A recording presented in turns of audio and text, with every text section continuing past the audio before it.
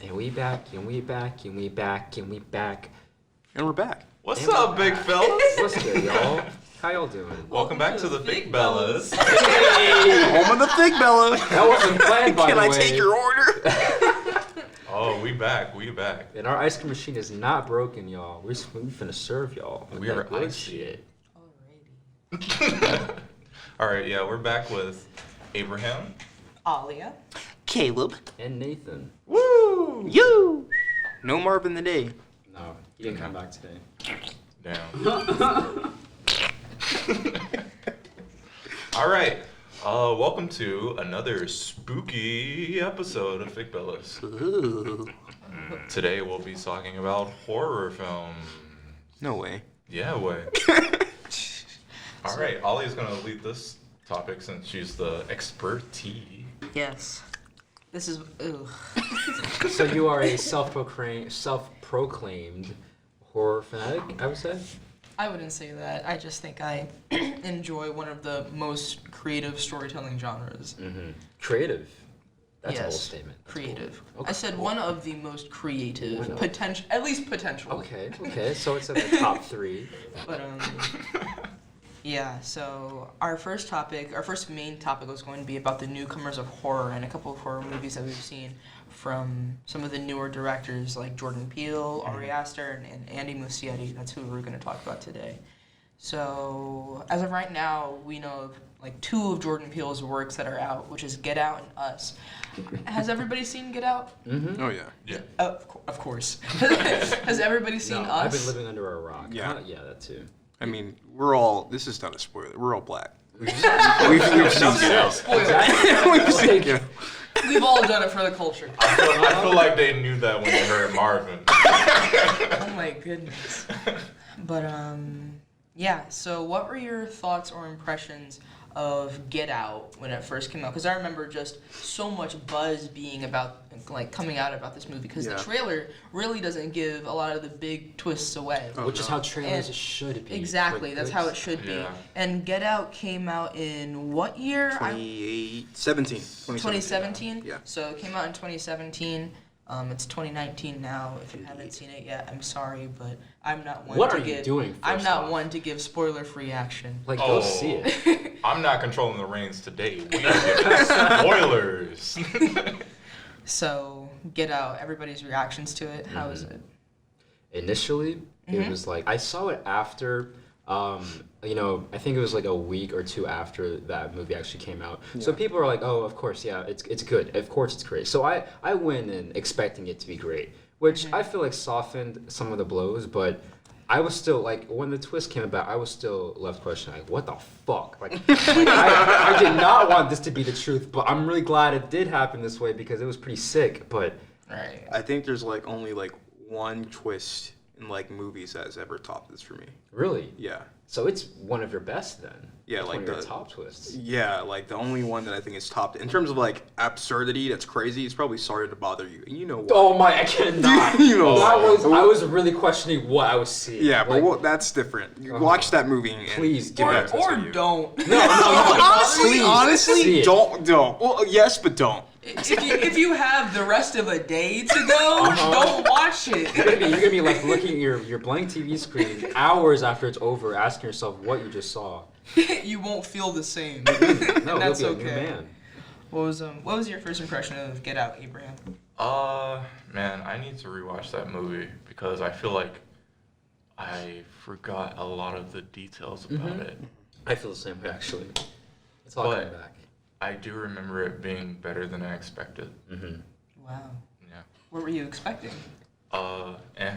What? Really? You were expecting it to be like? I know the trailer. A lot of people said from the trailer, oh, this looks sick, and when it came out, day of, amazing reviews. So you were expecting Yeah.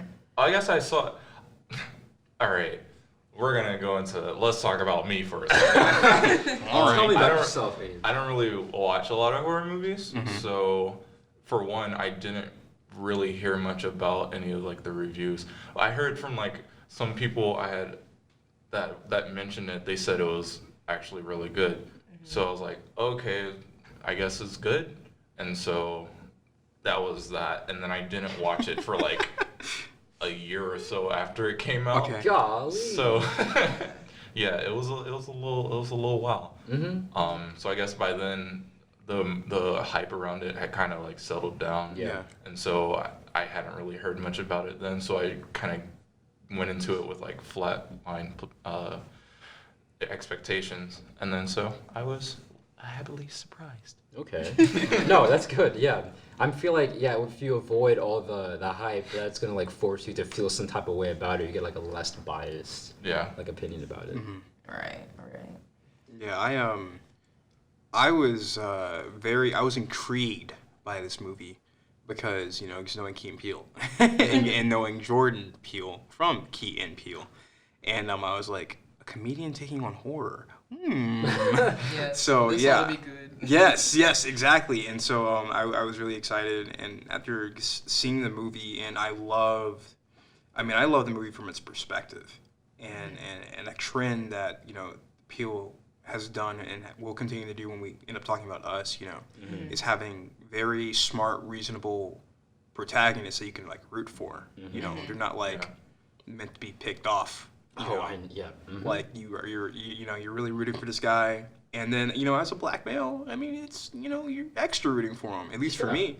And so it was really just cool, like, seeing his perspective and dealing with an Racial couple. Yes. Yeah. I can't say words today, if you haven't noticed. I make up words instead.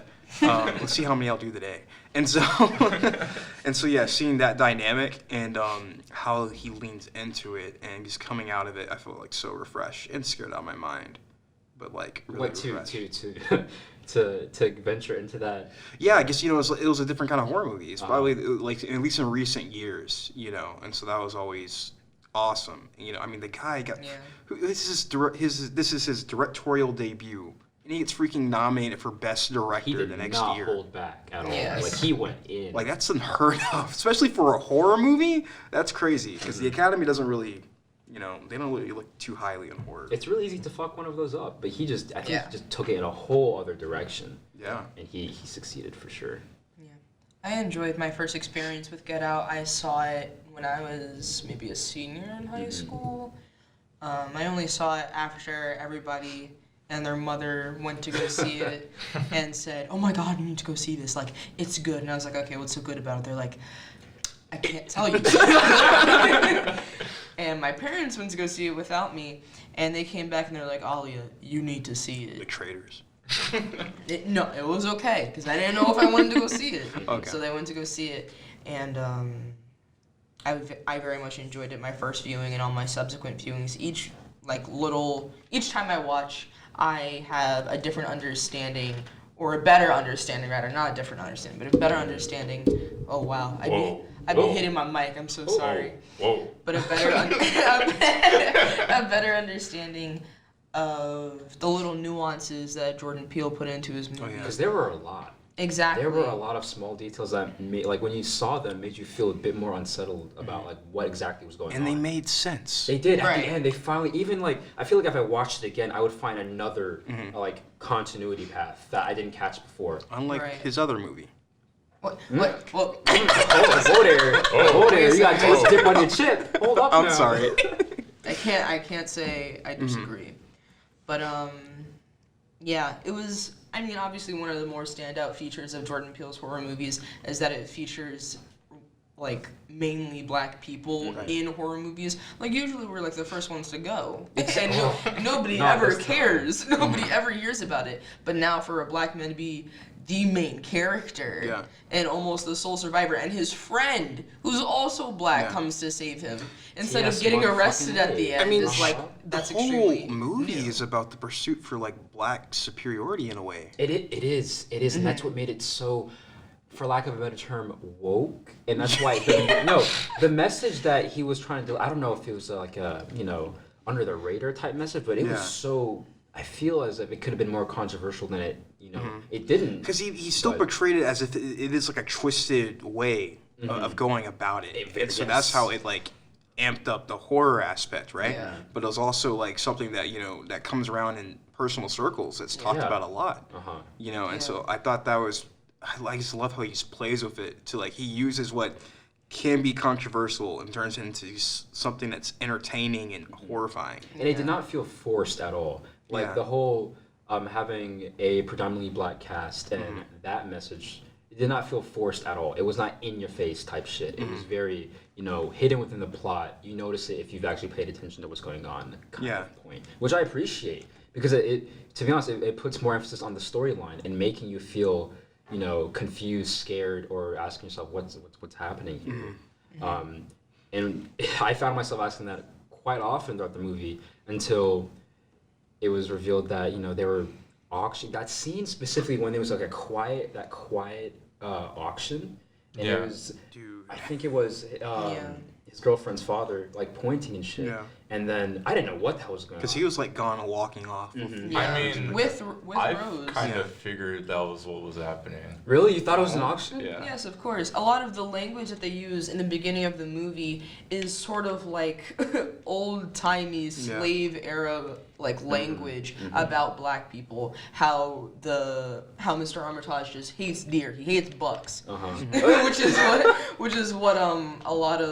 which is what sometimes black men were called in like the slave era or whatever. They were just called bucks, or when they had to discipline them or break them, it was called buck breaking, which we see like throughout the movie is what they're trying to get done.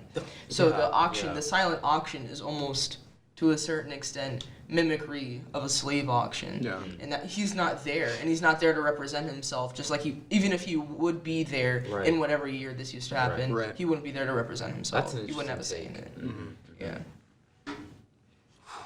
Yeah, they took like slave owning to a whole another literal level. Literally saved himself by having cotton in his ears. just a little, oh my tidbit gosh, in there for you. And then he killed Mr. Armitage with the buck taxidermied plaque. And I was like, that's interesting. And then good old Grandpa with the that spawned the Get Out challenge. That running? Yes. I'm sorry, that's not how he Was he just testing out his new his ability, his new black because abilities? he was hanged up that he couldn't beat Jesse Owens or whatever, or something like that. So they're like, I'm gonna go for a sprint in the middle of the night just to scare the shit out of this man. But that's arguably one of the scariest things that I've seen in like one of Jordan Peele's horror movies. Just that guy running at you in the dark is like no reason, out of nowhere. You're not expecting him of all people to do anything, and it's just like, well, what the fuck am I supposed to do? He's just booking it at me. But I found it one of the scarier parts I felt was when he was, I think it was the first time he was hypnotized, or when he was forced to watch what was going on from like a third person perspective. Like he can't do anything to control what's like he's in that black void. He's seeing what's happening, but he can't do shit about it.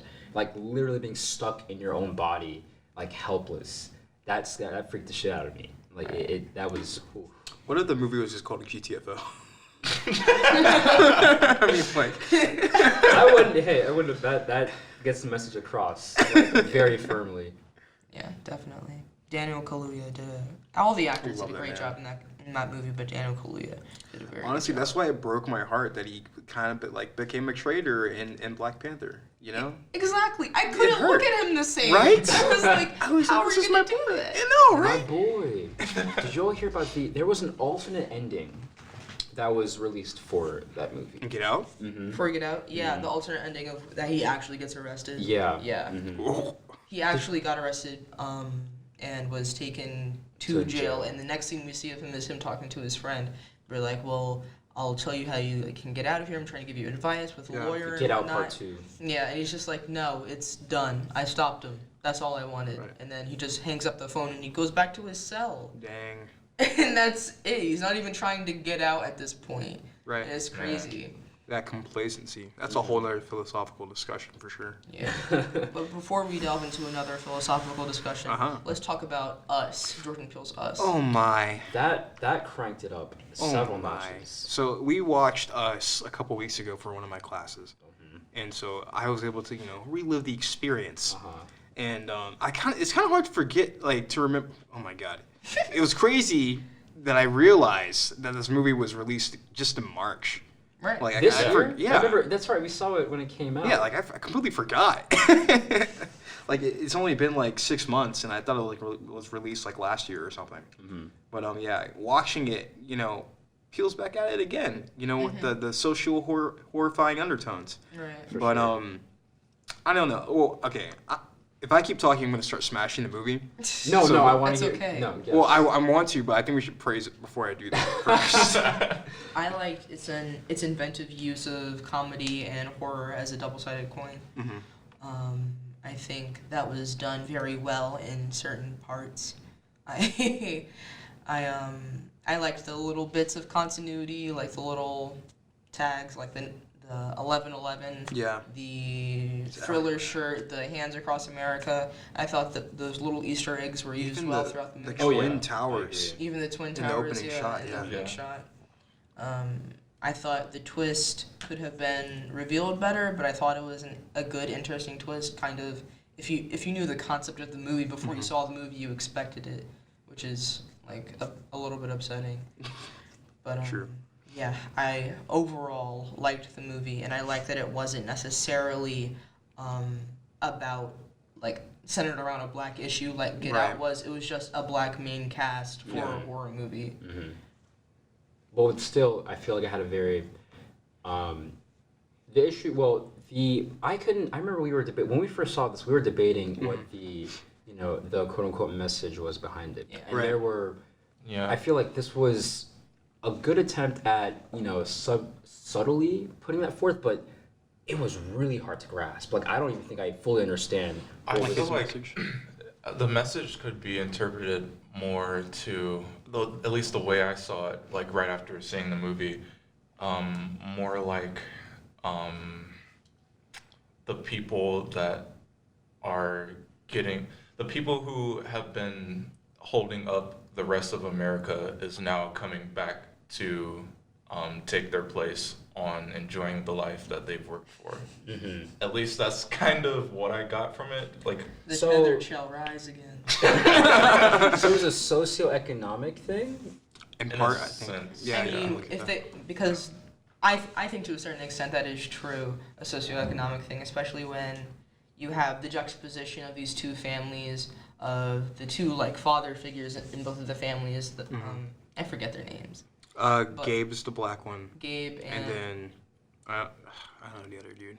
Gabe and other dude. The Wilsons was not it. The Wilsons. Gabe and Wilson. Okay. But, Gabe. It seems like Gabe is always chasing after to get what Wilson already has and not admitting that to him. It's basically like the horror story of keeping up with the Joneses. But the Joneses got way before Gabe and his family did. That was a great scene. Yeah. Like I didn't expect the two children. They really held their own. They Yeah. were not little bitches. They they really went for it, and I really appreciated that the protagonists in this horror movie were not dumb pieces of shit. That they made pretty reasonable choices once they knew what they were dealing with. Just a clarification. So the main family are the Wilsons, Okay. and the other Gabe people Wilson. are the Okay. Tylers, and the dude is Josh. Josh. The dad, yeah. So instead of Gabe and other person, Gabe versus Josh. Yeah. But one thing that I will say I loved about the movie is the score. The my remastering, gosh. the remastering Oh, of 5 yeah. on it. Yes. That was amazing. I couldn't stop listening to it after I saw the movie. And the dance scene, the dance battle between Yeah, that was Adelaide beautiful. and her tethered was gorgeous. Yeah.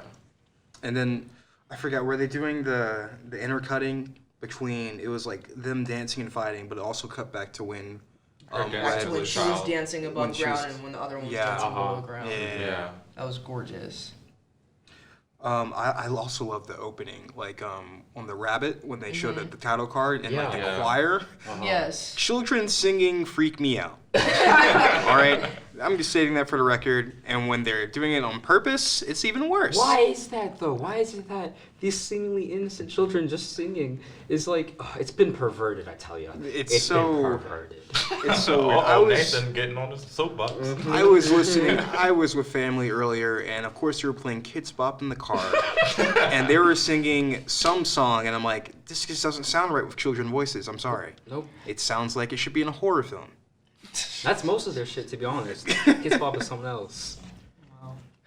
But anyways. Swings. Yeah. So I really love, the message that this movie had to say. And it's probably because that I loved it so much that I hate that it had to tie it's tethered. Yeah, I hate that it tethered its message with scientific things.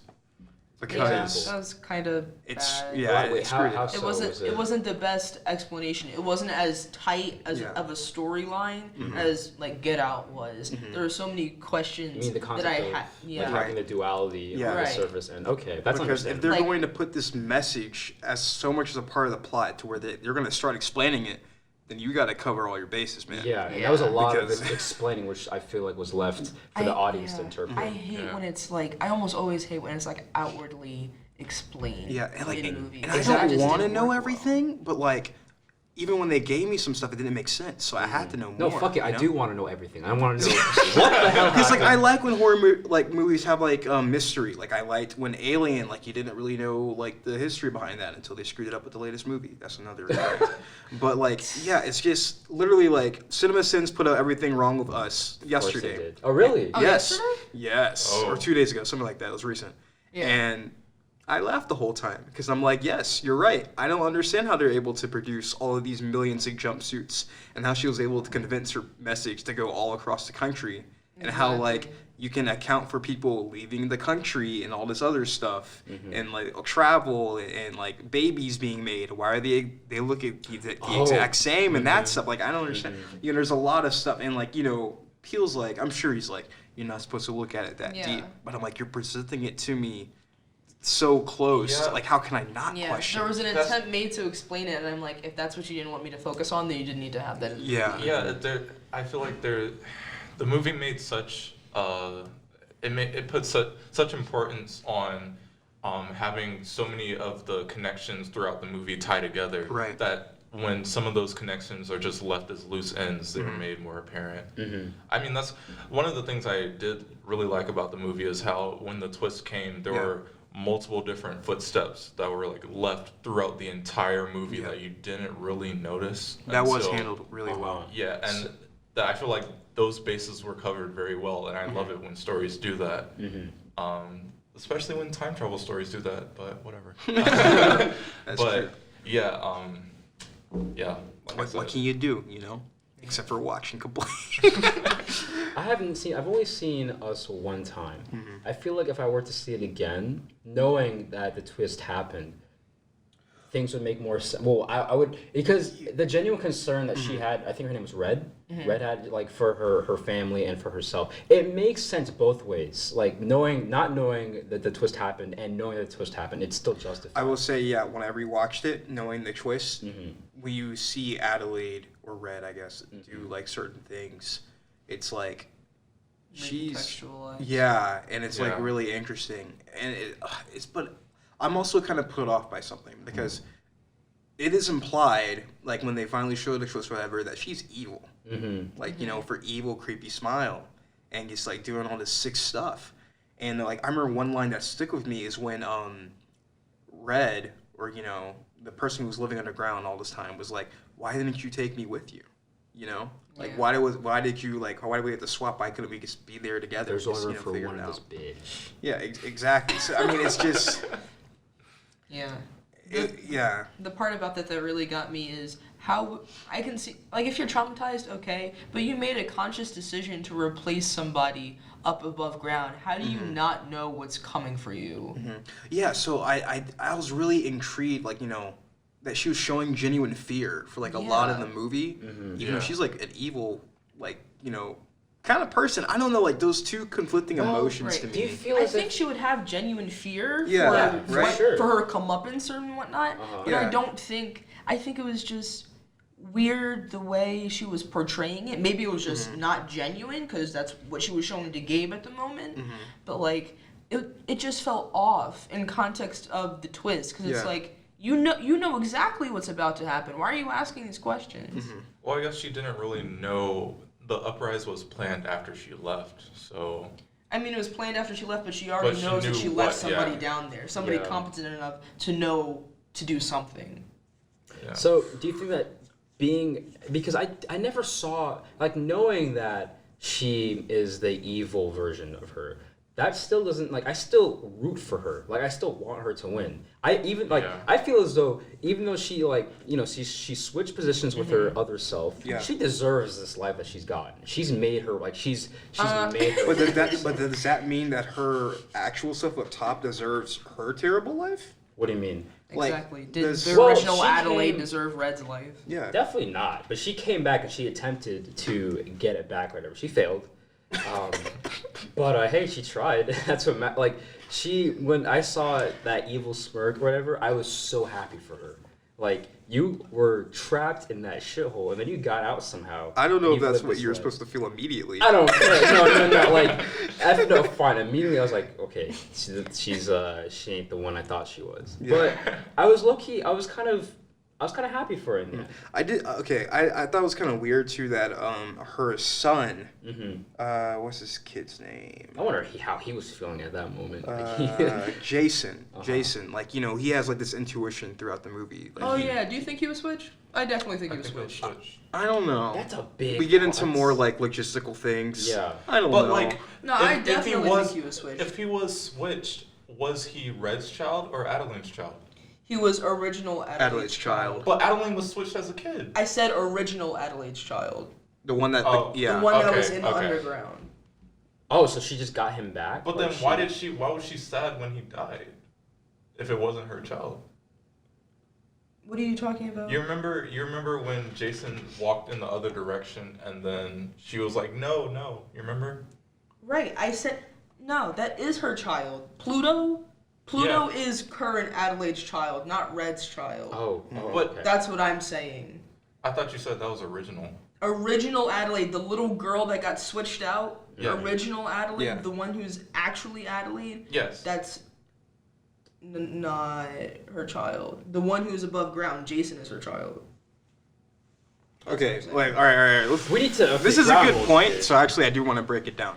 So, original Adelaide, right, was switched, right? Yes. Mm-hmm. And so let's just call the evil one Red, okay? The one on the surface. Yeah. So Red meets Gabe, and they have a kid. Yes. Okay, and down under original Adelaide also had a kid. Yes. Okay. Abraham. And so.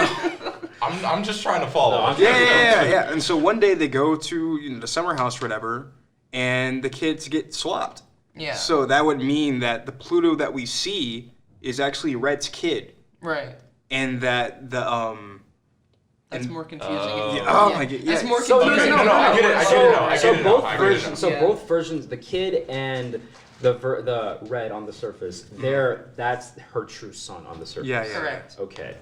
My only thing is, like, that would mean, like, he would have to. Well, I don't know when the swapping happened. Are we assuming that it was the summer before? Are we assuming there was a swap to begin with? Because this is a theory. This is a theory, first off. One, this is a theory. Yeah. 2, I think it's backed up. And 3, they've mentioned that she went there when they were younger, when her kids were younger. So to I the think they got beach or swapped to up. the Oh, wait, house? yeah, because I remember they're making a fuss about going back to the house or something. Exactly. So initially, so there was a chance for the switch to be made. Yeah.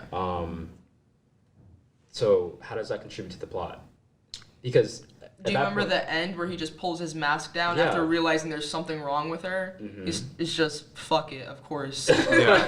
He's like, oh, me too. All right.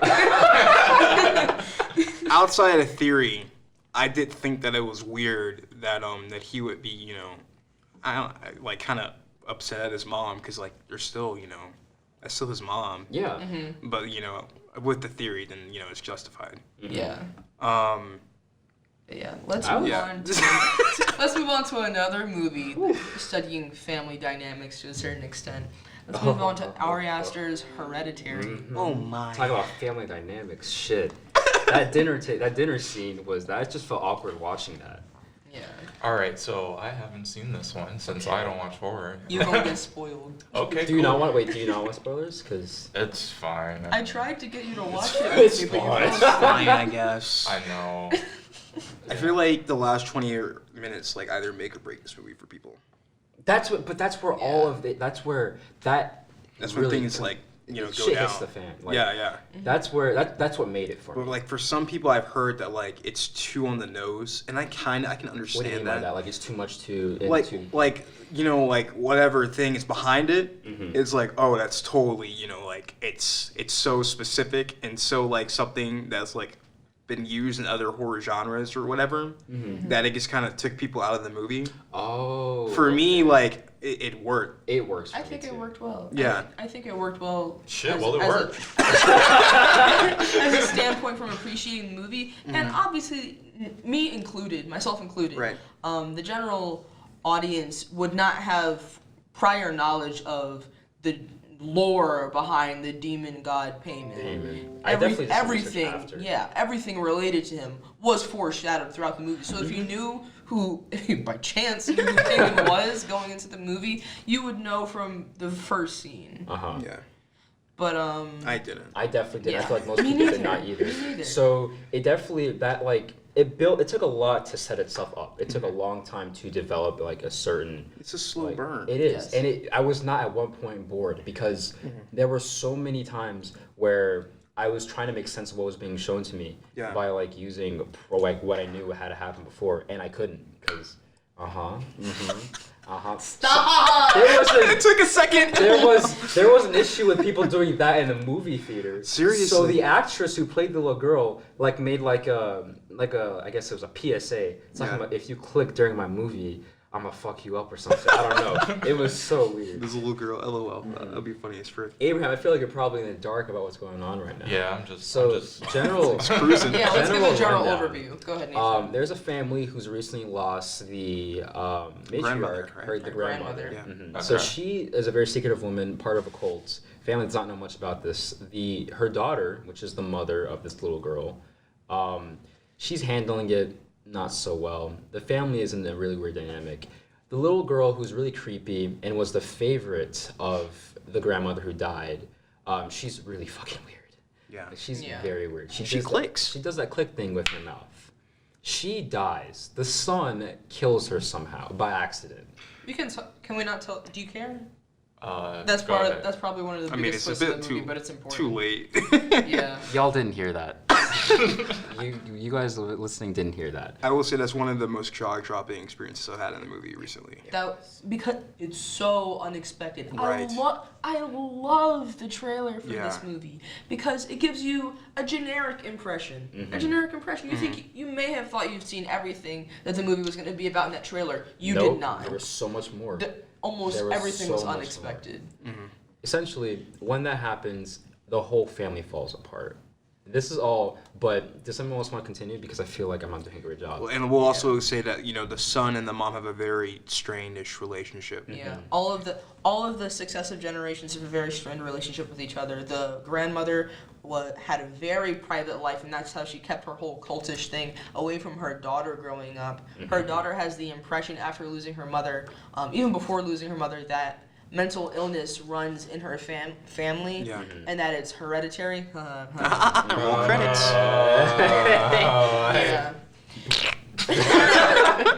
But essentially, like she thinks it's passed on to her children to a certain extent, and she has a very strained relationship with her children. Her relationship with her daughter, in fact, is so strained and weird that her mother wasn't in her son's life while her son was growing up, but her mother, in fact, like breastfed her own daughter. I don't know how she did Yeah. that when was she was strange. that old, but They that's part of the cult ritual. They didn't show it; they just said it, right? They said it. Right, They said it. Right, through the miniatures. She also has a Are you willing to Right. hear like the grand twist or whatnot, dude? Or this is totally your call, because we've already mentioned it. I guess I should hold off and watch it. Okay.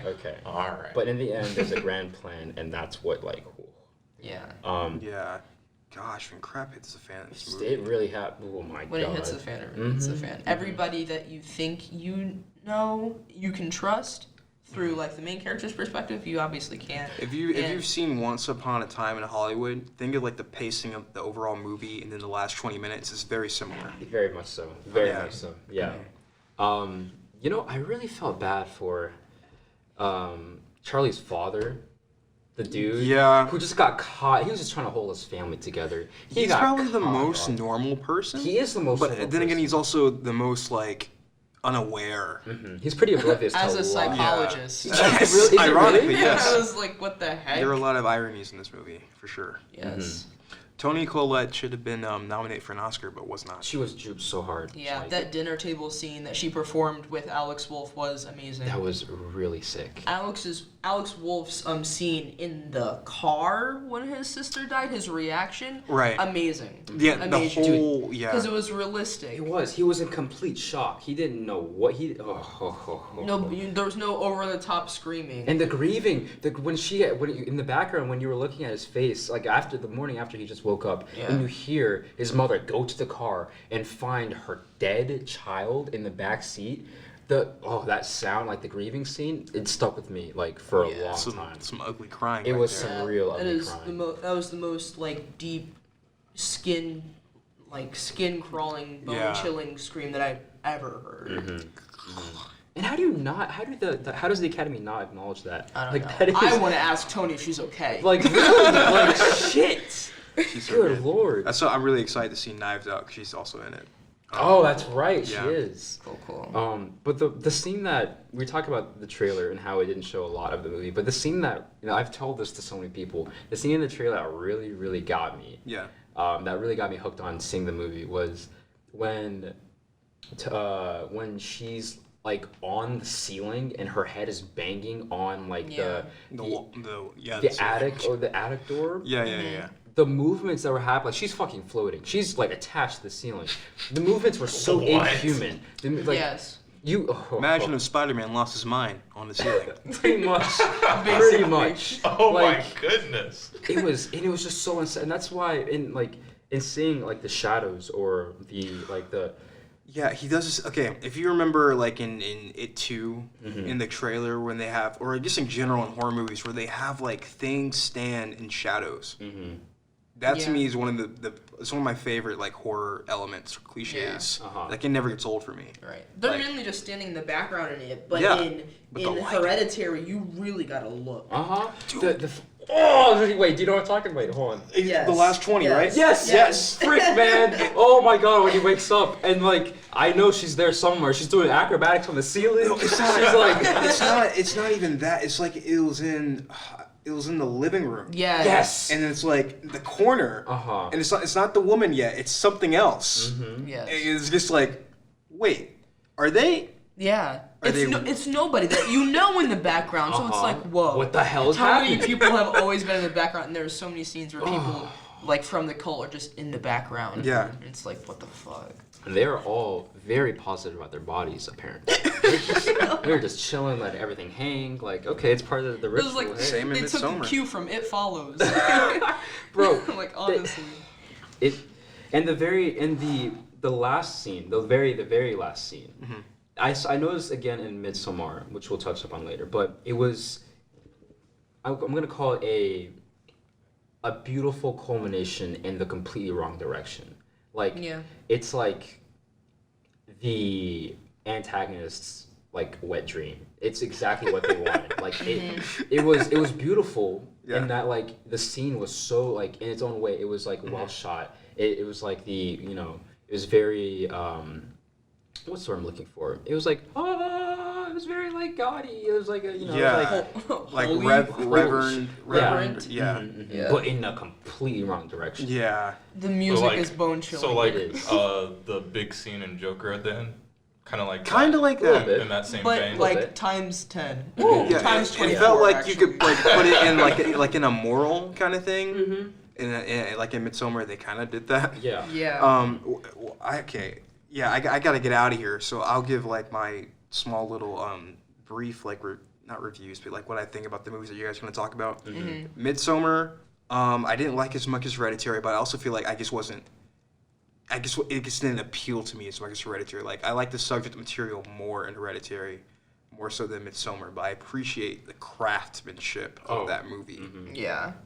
infinitely. Ari Aster does his research. Yeah, and so for Muschietti, Mama freaked me the frack out.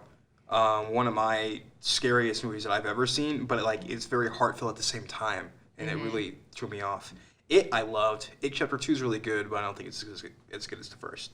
Yeah. And so like the whole mood and tone of It Chapter 2, it felt like that thing outside the car dealership. Yeah. It was just blowing all over the place. It was. I felt so like shaken. yeah, I think Pennywise scariness has a direct relationship to the people he's scaring. Of course. And for me, children being scared gets more scarier than adults being scared. Simple They as that. really bullied his ass to death. Yeah, but I will let you guys handle that. Just remember to, when, yeah. So, this is Fig Billa Caleb signing out. And Alright. See you, bro. See ya, bro. Bye, care. Bill.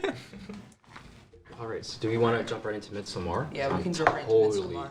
So, it was, in terms of Ari Aster's work, it was definitely all the way him. He was very similar components, I feel like, to Hereditary. Slow moving, the shots were so similar. And I think, but what made it so much different was that it was quote unquote a beautiful horror movie. It was, it made use of bright colors, tons of light. It was outdoors. It seemed like it was a very, free form. A lot of the things that they were doing in that so-called cult gathering, it looked like fun. When we were seeing it, and they were like doing the little dance, it looked like so much fun. It looked so innocent. And then you dig deeper, and then this shit goes, like, you notice that whatever they're doing here is not, whatever they're doing in this little settlement, it's not that, there's a lot more to it. Right. Like, it seems like they have the best of intentions, but their framework for their morality and the fabric of their society is just completely different from what we experience or expect as like normal people out here. And it's interesting because at the time I was seeing it, it was over the summer. I was taking a class and it was centered, it had some elements of anthropology in it. Bye, Caleb. See ya, Caleb. See ya, Caleb. Bye. So essentially, I was looking at it from a standpoint that there was an anthropologist in the group that visited the settlement, and there were two, and they were so, I guess, intrigued by what was going on, that they were so blinded as to how morally wrong that a lot of it was. And that's the thing, you have to do that. You have to like step back from, this group of people that you're observing and view it as, just as what they do. But he did cross several lines. Abraham, have you seen it, Midsommar? No. Okay. Not yet. It's it's pretty. It's pretty fucked It's up. actually It's visually stunning. It is. I like Really? it. It's beautiful. It is. It's a beautiful movie. It is. But it's the worst fucking subject matter. And that juxtaposition makes you feel no shortage of unease. I like how everything is well explained. Every little twist is like, oh, I understand why that happened. I just forgot what I saw for that 1 second. Like, And also everything has a reason. It's great. The camera shots and like the details in the background and like what's being shown, like the artwork. There was like very specific artwork in the movie that had something to do with the settlement and the people who live there. They were like pictures showing like the spell, quote unquote, to make a woman make a woman get a man and fall in love, like have them fall in love, which involved tainting their food with pubic hair and menstrual blood. Oh. And you don't even like, it's never something that's directly addressed, but if you're just like noticing these hieroglyphs on the wall, and then you look at, I never forget this one scene. There's a dinner scene where, everyone's sitting down to have dinner, and one of the main characters, if you look at his drink in his cup, They're all drinking lemonade, but his is it's a little colored bit oranger. different. Yeah. And, Ouch. And they never, he's drinking it like there's no tomorrow, and they never like address it. But if you paid attention 30 minutes before, that something else, it means something else. Like there's something else coming. No. And that's why I really admire Ari Aster's work, is that he is so detail heavy, and he always he doesn't let everything that he puts in his shots has a meaning to it. Like he's gonna bring it up later on, like that random ass bear. They're giving a tour of the settlement. And they're like, are we not going to talk about this bear in a cage is just, lying there? And they're like, what's to talk about? It's a bear. And it comes back in a very strange way. But I feel like that's one of the things I liked about Us. Is like a lot of the details that they put in came back in some way. You would love a lot of Ari Aster's work. Definitely, for sure. I admire Jordan Peele's latter work and Ari Aster's general work for all of that. Well, both of Jordan Peele's works that I know of. I admire all of that.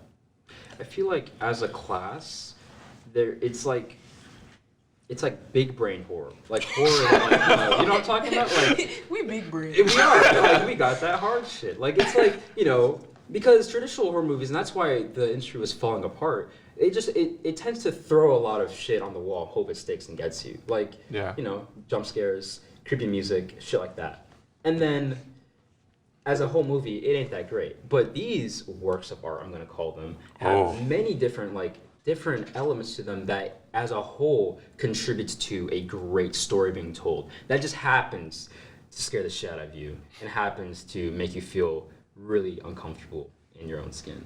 Yeah. And hey, I mean, they're just knocking shit over. I hope that they're continuing. I hope that Ari Aster is gonna release some more stuff pretty soon. Yeah. Because he's doing great. The overall synopsis I can give for Midsummer, because I really think you should watch it. Okay. Because it's that like detail heavy and dense. Okay. It's just the journey of this girl who like finds confirmation and confidence in herself in the worst, like most twisted way. Mm-hmm. And she's manipulated to get there. She is. Yikes. And she's found at such a pivotal, vulnerable moment in her life. Yeah. And that's what, I was talking about this earlier today, actually. That's what makes it, I feel like, a bit more, like, in-depth, is that who is the person in that friend group that brought them to the settlement? The one guy that's like, oh, this is my home. Like, yeah, I forget his name, but I know who you're talking about. He, like, noticed that she's, you know, vulnerable. She is the perfect candidate to achieve my end goal. I'm saying this in a very vague, yeah. I know, I kind of get what you're saying, and Pele. that definitely, Pele, that's his name. I definitely feel like that appeals to something I would like to see. Mm-hmm. Yeah. Yeah. Especially something that's like, studies a character like that. Uh-huh. Yeah. Mm-hmm. It's a lot of development. It's a lot of character development, and she does, you know, it's like a grieving process, and at the end there's acceptance, quote unquote. Mm-hmm. And what makes it so, you know, unsettling is that the acceptance that's reached is not the acceptance that should be reached. Like, Exactly. it's not a good acceptance. It's like, you know, similar to Hereditary. What's reached is like the ending is amazing for the wrong, like in the completely wrong direction. Mm-hmm. Like for the antagonist, it's amazing. Right. So they're not really happy endings, and that's what I kind of like, is that they're not happy endings. Right. Like, The bad guy seems to always win in Ari Aster's movies, Mhm. but it's done in such an eloquent way that it's like, do I really have a problem with it? I do, but that was so pretty. it really was. You know, I've never been in a movie I've never been like seeing a movie that's made people like leave the theater. Yeah. People literally got left up while the we were theater watching it. because they were made like really uncomfortable by one scene in particular. Mm-hmm. Shit, yeah, that scene. And that was that's when you notice that shit is really wrong in the settlement. That scene alone makes it. Yeah. But We won't talk about that we scene. will not. You need to see it. Like, you need to see that. I'm not gonna. Really? Yeah, I'm usually all for spoilers, but that is This the is- turning point of the movie, and it's probably one of my most recent favorite scenes. And they don't hold back. They don't hold back. They commit to it. Like, they, you know, have something going on and they show. Yeah, it's great. It's great. I'm gonna stop because I feel like I'm gonna give away a very crucial detail and ruin this shit for you. Oh, wow, you already got me scared. You should be. Alright, we can move on from Ari Aster's works and go on to Enmu Siadi's works, which is, we'll discuss Mama, if anybody else has seen it. I have not seen It Mama. and It Chapter 2. Mama was... Oh. Wow. Mama. I have not seen it. I think it was a very interesting movie. I think I saw it when I was in middle school. Mm-hmm. But the basic like overarching story of it is a father is twins with this other guy who has a girlfriend. Mm-hmm. He kills his wife and he goes to the woods to kill his daughters.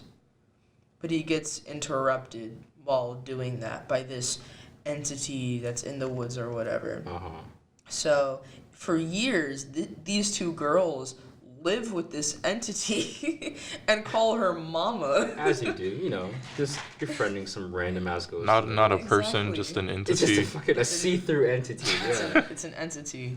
But Oh, okay. one day, the and the entity like killed the father. Oh. So the father's twin brother comes in and he's like, "Oh my God, my nieces!" And he brings them back to like civilization, and they're like majorly screwed up. Yeah, I mean, you're living alone.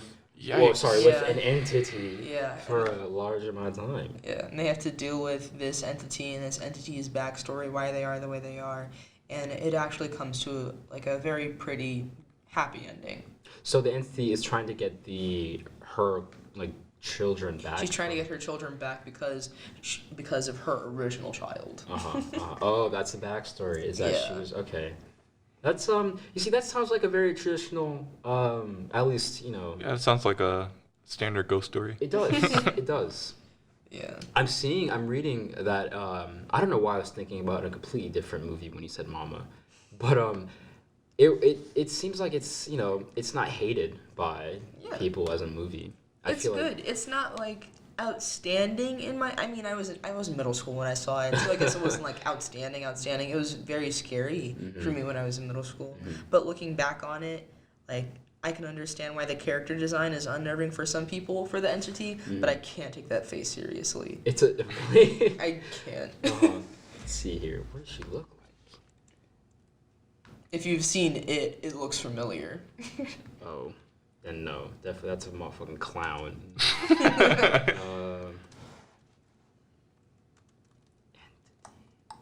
That ain't it. Please do that. Oh, it's Alright. it's just a. She's. Yeah. Oh, She It looks- looks I'm really looking good. at a for the audio only listeners, which is everybody. I'm looking at a floating woman. She has no eyes. Well, they're Oh, she- little. They're holes. They're holes. Oh. They're blank. She has long fingers. They look bony. They look very dirty. I wouldn't want her to make my food. She looks like, you know when you like pump up a football and it's like not pumped up all the way. It's Bro, like that's what her face looks like. But she looks like the painted lady from It that Stanley was scared of. oh, you're right. Yeah. That okay. That does make. I mean, All right, reference people who aren't here. but like, but like, did No, she? Stanley in the Stanley in the movie. movie. It. Oh, Yeah, Stanley Harris, the I've character definitely from seen It. it. Shut up. That was definitely one of the scarier, fears of it that he targeted. But Yeah. this definitely seems like a more traditional thing. But it does seem like it does its duty. Like that's pretty Yeah. fucking freaky. It does its duty. So if if Nathan, if you've seen It in It Chapter I 2, have. tell me your opinions on both of the movies and where you think they differed, what worked and what didn't. You see, I'm speaking about like the It franchise or the two movies in general. I'm not a person who's like very afraid of clowns. Like I know a lot of people are, and like so I didn't find Pennywise as a scare, like a fear factor. But as a whole, the first movie was good. Second movie, I really appreciate how they touched up on a lot of the lore of Yes. Pennywise. That's what made it for me. Besides that, it just seemed like another horror movie that was trying to scare me. And the second one, it was fucking hilarious. Like Yeah. that was there wasn't even a comedic relief. It just seemed to be perpetually funny with like a hint of Yeah, scary bits sprinkled in there. Yeah, that's my thing though. It seems like every other scary moment was undercut by a joke. How do you feel about that? Do you think it defeated the purpose? For categorizing it as horror, yeah, Yeah. it could just be some goofy comedy with horror aspects instead of actually being a horror movie because it almost abandoned the tone from the first movie It to a seemed like certain it did. extent. A lot of it got caught up in the group drama too. Yeah. Like And the music in this movie. what it's was the just- music? I don't remember it. Was it- Exactly. It's unmemorable and it sounds like it's music from some ABC Family movie. Oh, hell no. Hell no. Like, Really? Yes. I'm like, stop, please. It Oh, sounds no. so not right for it. But the set sound design was good. One of my favorite things that I caught was like the general like weird music for Pennywise the Clown when he comes on screen, the music that plays. They had a door that creaked that sounded just like that when it opened, and I was like, I fuck with it. Yeah, that's a good touch. That's a nice touch. The concept that so Pennywise as a clown, or as really an entity too, he also is like a physical manifestation of entity. He gets his powers from, it's like there we go. There we go. So he is kind of the physical manifestation of all things evil in the universe. So there are these 3 spinning dots, and that's like, let's think of that as the entity. Pennywise, that's in his mouth or whatever. Right. His, as a power, he like manifests things that you personally find the most scary. So that changes for different people. And taxes. And he just, bro, taxes fucking failing out of this place. He just makes those like appear in front of you, and that's why it changes per person.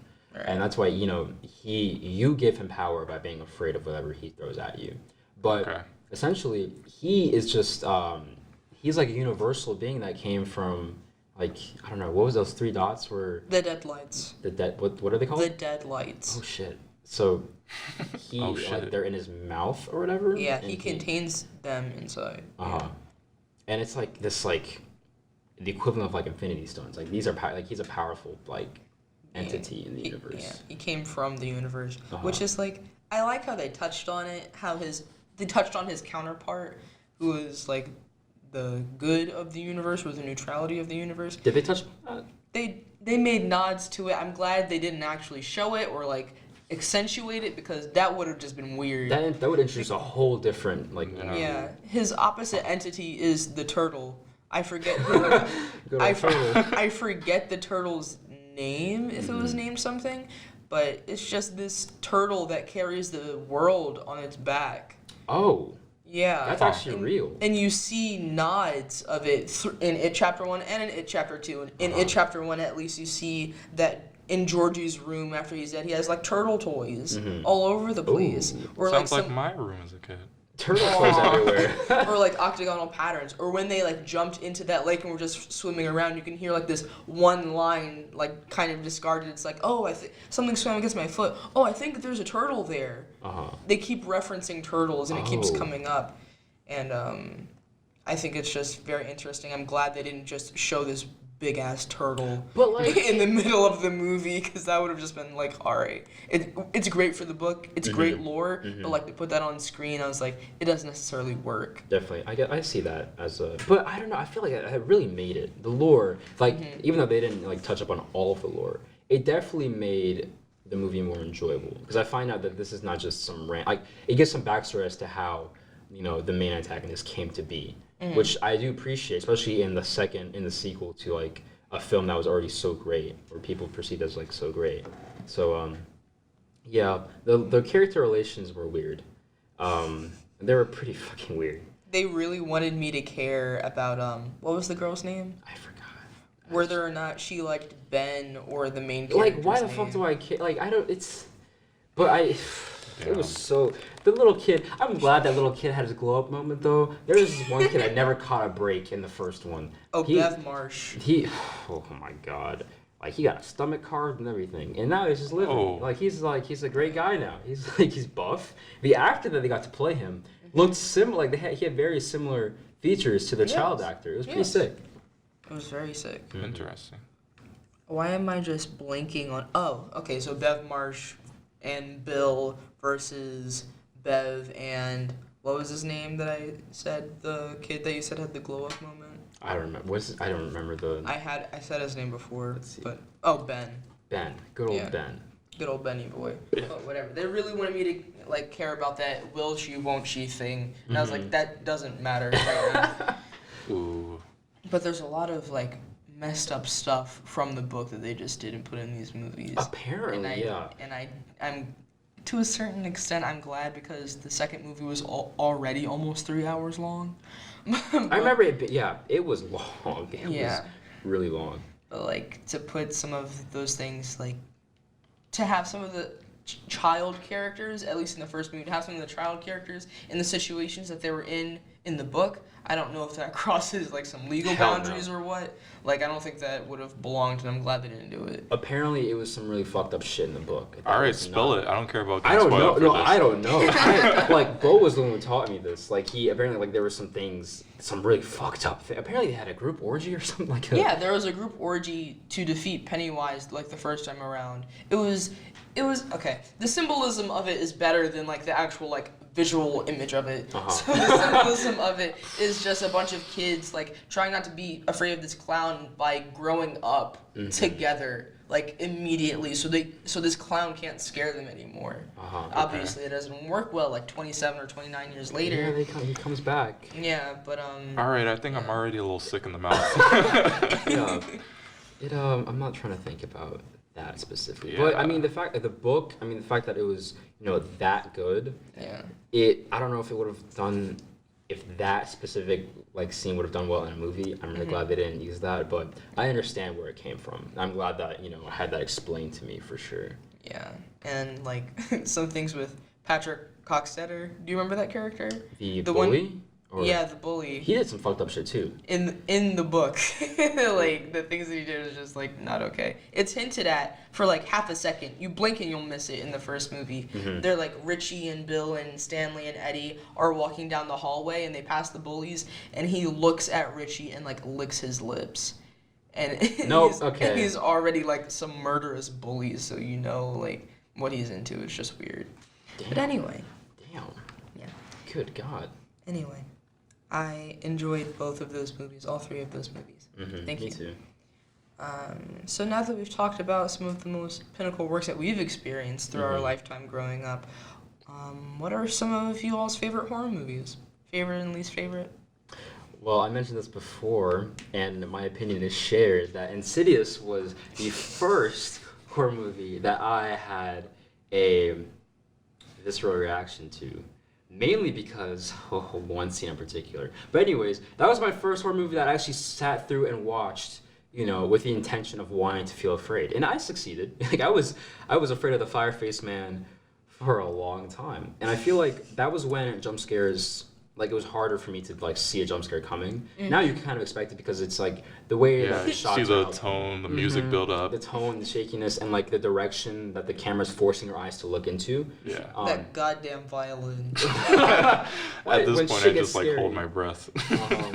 But like, that's even. I feel like even if I went back and watched it, I would still get afraid from a few scenes that were just so hard to predict. Like I would not be able to see that scare coming. Particularly the ending of Insidious, right? Yeah, that really sets the rest of the franchise up because it wasn't a happy ending. Like for a minute it was happy, then it just yep, it just there it is. For a minute it gets your heart going, and then nah. But the song, remember the song "Tiptoe Through the Tulips"? Yeah. That's been creepy since the first time I heard it. I heard it outside of horror movies, and I was just still makes you feel a bit uneasy. But that, like, my sisters were, they had some fun with that shit. They really got me. But yeah, that was I feel like that'll have a special place in my heart because it was the first thing to really make me afraid to fall asleep. Yeah. Like, So yeah, what about y'all? I mentioned this before we started recording, but The Fourth Kind. I don't know if anyone really considers that a horror movie, but it is horror. Aliens count as horror. Okay, cool. Because when I watched it as a kid, I've never been able to look at barn owls the same. They're my favorite. They're so cute. Oh, I know they look what horrific. are you talking about? I know they look horrific. But What? Shit. No, I see it, but I can see how you'd be fucked up by that too. They're not right. They ain't right. They build different. I've seen one in person one time that I had to go. Yeah. I couldn't. Especially the build up to when they portray the barn owl, the born owl. In the Born movie. owl. But I love the build up to it because they're interviewing this one man under hypnosis, and apparently this was a real interview. Under hypnosis, he's talking about his encounter with some alien. He doesn't admit it at the time. The fourth kind. The fourth kind. Okay. His encounter and how he sees something out of his room after all of these weird experiences, and now he's just waking up, and he's like, there's an owl out there, and it's just looking at me, it's just staring at me intensely. And then the scene, they show that panning, that 360 panning shot around this owl, and this head is just following you the entire time. No. Oh, hell no. And then the haunting line of like, that's not an owl. It's just amazing. I love that scene. Oh my god. So yeah, okay, your fear for owls is definitely justified. After that, I was like, that's it. Nope. I'm out. My favorite horror movie. I know I said The Grudge. The Grudge is my favorite horror movie, or Ju-on is my favorite horror movie in terms of scariness and newness to the genre. I watched that when I was very young with my siblings, and they had their fun with terrorizing me over that. But I love some of the classics in the genre that kind of like redefined and revamped horror from this campy stuff. Like, I love the Scream franchise, or like the first original Scream, Nightmare on Elm Street, Friday the 13th, I'm not the biggest fan of. Halloween, I do like. Child's Play went off the rails, I'll be honest with you. Really? But the first Child's Play was, I like the first Child's Play, but the when I said it went off the rails, I mean the franchise just got so campy. Yeah, for sure. Yeah, fuck, yeah, I don't know what it is now. Yeah, me neither. And they had a new revamped Child's Play come out, and I hadn't seen it, and I really wanted to see it. Wasn't that the one with Mark Hamill? Yes, the one with Mark. Of course, you know, Star Wars nerd. Hey, I had to mention that. But I think it's one of the more diverse storytelling movies because or one of the more diverse storytelling genres, horror, that is, because you can have so many moods in horror. You can have horror that's action-packed. You can have horror that's suspense-relying, or like a thriller-relying. Or you can have horror that's part comedy. You can have horror that's dramatic and visceral and very personal. But all of those other ones are just other genres. Like, you don't really have an action movie with like Hallmark music in the background.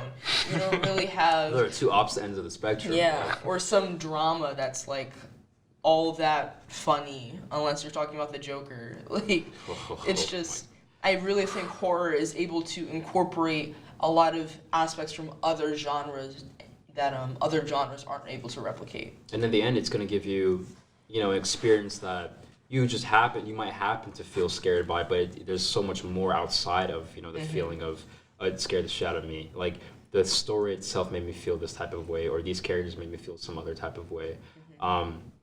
And that's why I feel like sometimes directors overcommit to the horror part.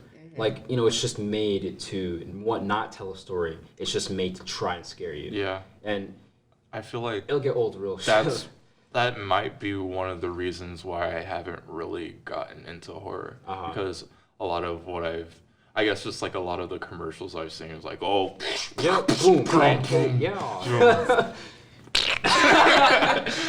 It's just like throwing a bunch of shit at your face. And that's why I'm so glad to see, a new line of horror that has a much more well-developed plot line. Big brain.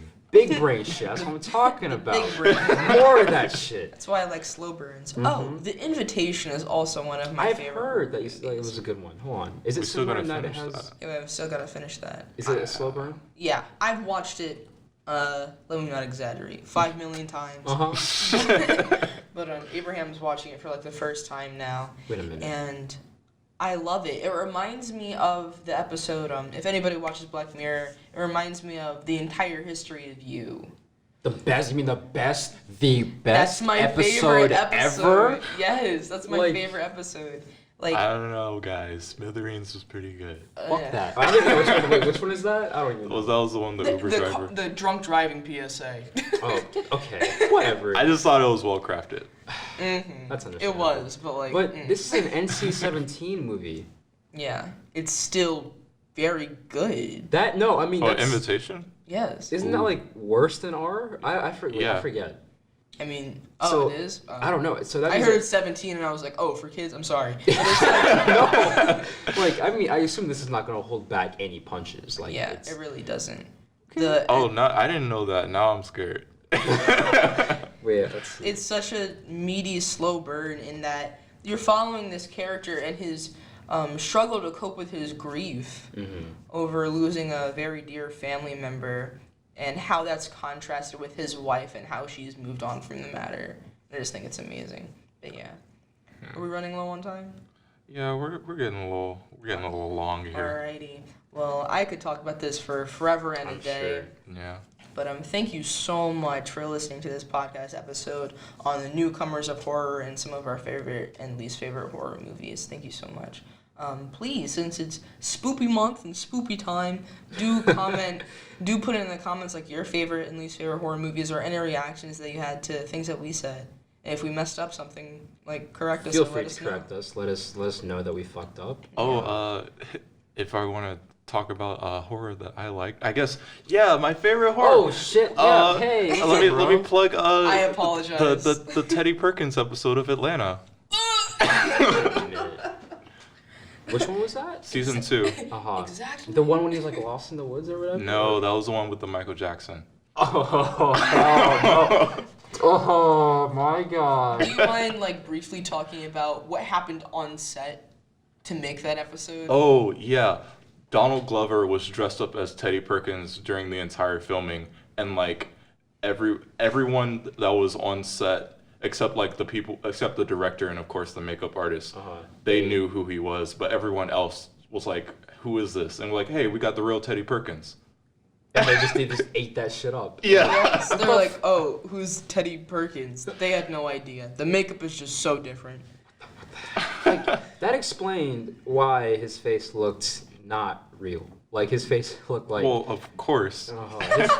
It's... Either way, it's not gonna look real, but shit. What put you off? The eyes? The More so fucking the eyes? fucking cheeks, man. Those cheeks go hard.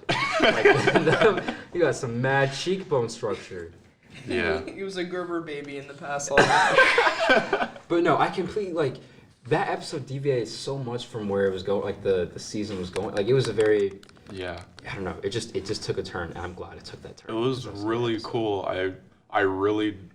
the whole vibe of the show, the episode, was like really nice, and I like the way all of the details built up around this the theme. They didn't hammer it down, but if you watch it multiple times, you can kind of get an idea of the whole theme of the episode, and especially the way that affected the psychology of the characters in it. Yeah. It was just a great episode. Tell me this: did he end up keeping the piano that he came for? Because I remember he came to pick up the piano. I think it was used for evidence or some shit. I don't know. I don't know. I hope my boy got his piano. I hope so too. That's what he came for. He was just trying to get a piano. But shit. All right, that was it. I'm sorry. For that.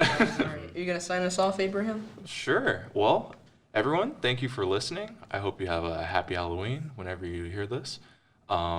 Thank you for listening to Fig Bellas. Don't forget to like, subscribe, share, leave a comment what your favorite horror movie is or horror show. And don't forget to click that bell to hear what else we put out. And be tuned in to whatever we put out next. All right. Fig Bella's out. Thank you. See you guys.